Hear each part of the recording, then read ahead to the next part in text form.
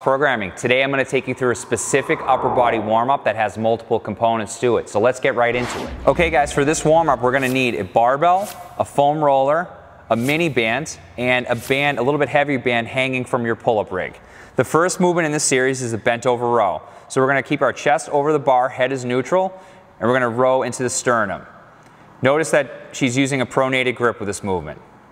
Okay, this is going to help activate the upper back. From here, we're going to go to our second movement, which is the push press. So we're going to get the bar into the front rack position, initiate the movement with a vertical dip and drive.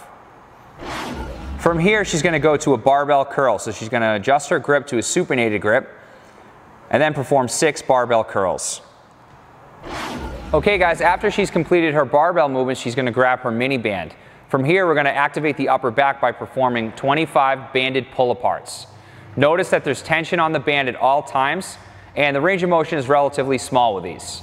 From here, she's going to grab her foam roller, and we're going to include some mobility in this warm-up by mobilizing the lats. So she's going to lie on her side, keeping her arm straight, thumb up, completing 10 passes on each lat.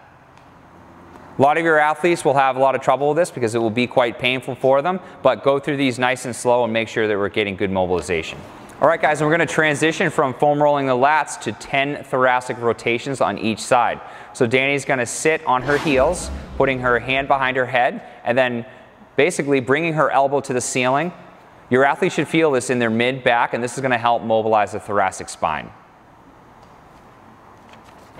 Okay guys, so everything you just saw you're going to go through for 2 complete rounds. After you've completed 2 rounds of everything we listed, we're going to end with some shoulder and lat mobilization.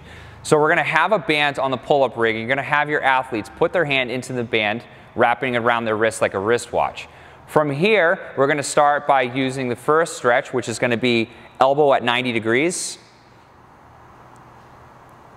Keeping the elbow nice and tight to the head.